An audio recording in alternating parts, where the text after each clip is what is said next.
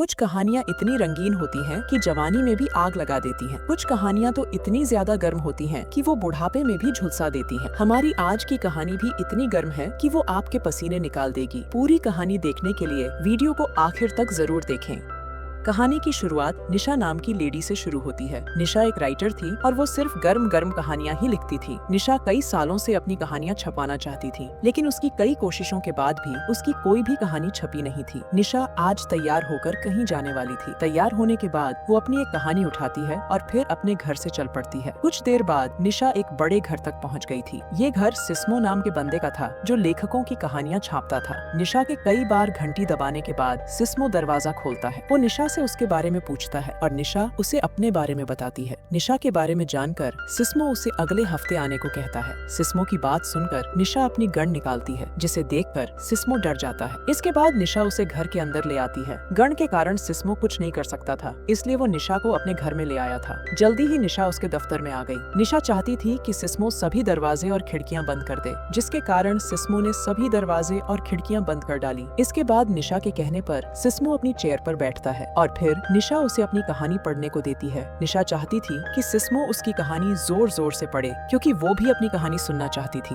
निशा के जोर देने पर सिस्मो उसकी कहानी पढ़ने लगता है, जो कुछ इस तरह से थी। निशा की कहानी रोज नाम की लड़की से शुरू होती है, जो काम के सिलसिले में एक बड़े शहर आई थी। रोज एक टैक्सी में बैठी थी। रोज पहली बार बड़े शहर में आई थी, इसलिए उसे सब कुछ नया नया सा लग रहा था। थोड़ी ही देर बाद रोज एक मोटल में पहुँच गयी। रोज को यहाँ नौकरी मिली थी, इसलिए वो यहाँ काम करने आई थी। रिसेप्शन पर जब रोज को कोई नहीं मिलता तो वो मोटल में टहलने लगती है। टहलते टहलते वो मोटल की मालकिन के कमरे तक पहुंच जाती है और उसे देखते ही पीछे रुक जाती है। मोटल की खूबसूरत मालकिन का नाम सोफी था और उसके बड़े बड़े तरबूज उसकी खूबसूरती में चार चांद लगा रहे थे। रोज भी उसकी खूबसूरती देखकर हैरान हो गई थी, इसलिए वो पीछे ही रुककर उसे देखने लगी थी। सोफी तैयार हो रही थी। तैयार होते होते वो रोज को देख लेती है। रोज को देखते ही वो उसे पहचान लेती है कि वो यहाँ काम करने आई है। वो रोज का हालचाल पूछकर उसे रिसेप्शन पर लाती है और वहाँ उनकी मुलाकात मेसन नाम के बंदे से होती है। मेसन अक्सर ही यहाँ आता रहता था, क्योंकि उसका घर दूसरे शहर में था। वो एक डांस मास्टर था। उसे जब भी इस शहर में काम पड़ता था तो वो यहीं आकर रुकता था। वो रोज को अपने बारे में बताकर आराम करने चला जाता है, जिसके बाद सोफी रोज को मोटल दिखाने लग जाती है। सोफी रोज को सब बताती है कि मोटल में कैसे कैसे लोग आते हैं और तुम उनका कैसे कैसे ख्याल रख सकती हो। रोज यहाँ रिसेप्शन का काम संभालने वाली थी, इसलिए सोफी उसे पूरा मोटल दिखा रही थी। रोज को मोटल दिखाते दिखाते दोनों एक कमरे में पहुँच जाती है। कमरे में सितारा नाम की लड़की छुपकर कुछ देख रही थी। उसकी हरकत देखकर सोफी उसे डांटती है, जिसके बाद सितारा सीढ़ी से उतर जाती है। सितारा सीढ़ी पर चढ़कर साथ वाले कमरे में देख रही थी, इसलिए सोफी ने उसे डांटा था। वैसे सितारा सोफी की छोटी बहन थी और वो मोटल में खाने पीने का इंतजाम करती थी। सोफी उसे रसोई में जाने को कहती है।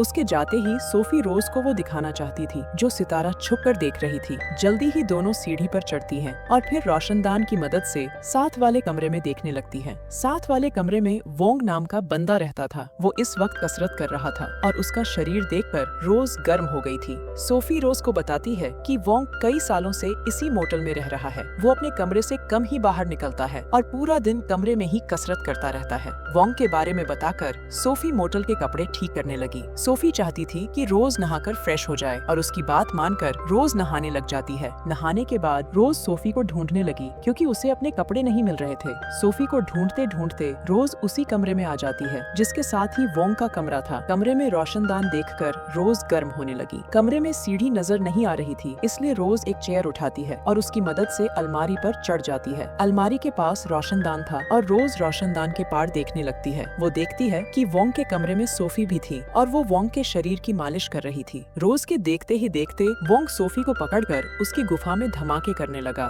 दोनों को मजे करते देख रोज भी गर्म हो गई थी। इसी बीच सितारा भी कमरे में आ जाती है और वो रोज को नीचे आने को कहती है। उसकी बात मानकर रोज नीचे आ जाती है, जिसके बाद सितारा उसे खाना खिलाने के लिए अपने साथ ले जाती है। जल्दी ही दोनों रसोई में पहुंच जाती है, जिसके बाद सितारा रोज को खाना परोसती है। वैसे सितारा काफी अच्छा खाना बनाती थी और रोज को भी उसका बनाया खाना काफी अच्छा लगा। इसी बीच सोफी भी उनके पास आ जाती है और वो सितारा को दूसरे कमरे का ऑर्डर लेने भेज देती है। उसके जाते ही वो रोज के पास बैठ जाती है और उससे कहती है कि मैं जब वोंग के साथ साथ मजे कर रही थी तब मैंने देख लिया था कि तुम रोशनदान में हो। मुझे पता है कि तुम भी वोंग के साथ धमाके करना चाहती हो। अगर तुम चाहो तो मैं वोंग से बात कर सकती हूँ। उसकी बात सुनकर रोज कुछ नहीं बोलती और इसी बीच रिसेप्शन की घंटी बजती है। दोनों जैसे ही रिसेप्शन पर आती है तो वहाँ कई लड़कियाँ नजर आती हैं जो मोटल में रुकना चाहती थी। सोफी लड़कियों को कमरा दिखाने लग जाती है जबकि रोज फिर से मोटल में टहलने लग जाती है। टहलते टहलते वो एक ऐसे कमरे में आ जाती है यहाँ काफी ड्रेसेस पड़ी थी। रोज अपने कपड़े बदलना चाहती थी। वो जैसे ही एक ड्रेस पहनने लगती है तो किसी की आवाज सुनकर अलमारी में छुप जाती है। इस अलमारी में एक गुप्त रास्ता भी था। रोज इसी गुप्त रास्ते से होती होती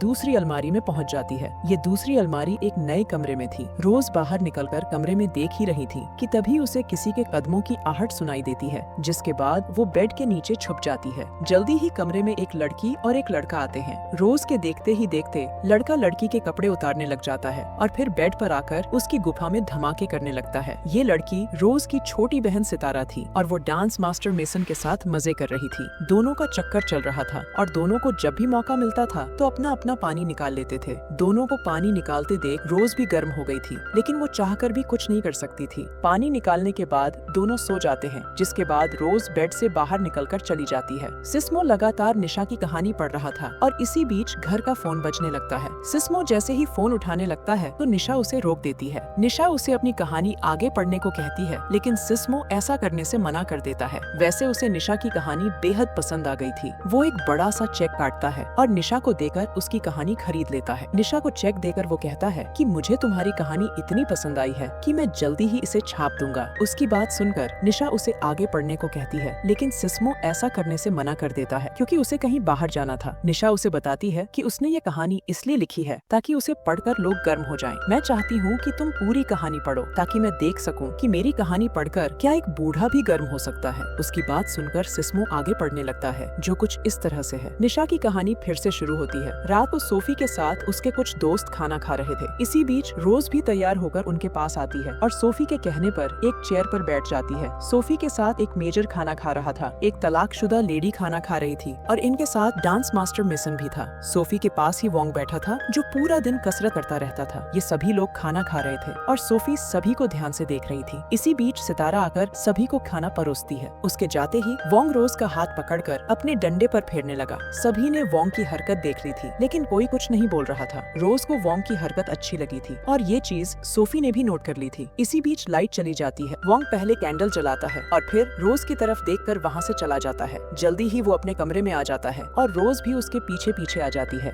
वोंग उसे पकड़कर एक जगह पर बांधता है और फिर वो साला उसकी गुफा में धमाके करने लगता है। सिस्मो लगातार कहानी पढ़ रहा था और इसी बीच निशा वही कपड़े पहनकर सिस्मो के सामने आती है जो रोज ने उस वक्त पहने थे जब वो शहर में नई नई आई थी। दरअसल निशा की कहानी सच्ची कहानी थी। उसकी कहानी में रोज ने जो किरदार निभाया था वो निशा की जिंदगी पर ही आधारित था। निशा ने मोटल में कुछ साल काम किया था और फिर वो अपने शहर वापस लौट आई थी। उसकी कहानियों में वही किस्से थे जो उसने मोटल में बिताए थे। निशा की ड्रेस देखकर सिस्मो उससे कहता है कि मैं समझ गया हूँ कि तुम्हारी कहानी सच्ची है। तुम्हारी कहानी में जिस ड्रेस का जिक्र है तुमने वही ड्रेस पहन रखी है। इतना कहकर वो साला निशा को चूमने लगता है। निशा भी उसकी हरकत से खुश हो गई थी क्योंकि उसकी कहानी ने एक बूढ़े को भी गर्म कर दिया था और यही चीज वो देखना चाहती थी। निशा सच में गर्म कहानियों की रानी थी। इसी के साथ इस कहानी का यही अंत हो जाता है। हमारी वीडियो देखने के लिए बहुत बहुत धन्यवाद। अगर आप ऐसी ही वीडियोस के दीवाने हैं तो प्लीज मेरे चैनल को जरूर सब्सक्राइब करें। मिलते हैं अगली वीडियो में, तब तक के लिए नमस्कार।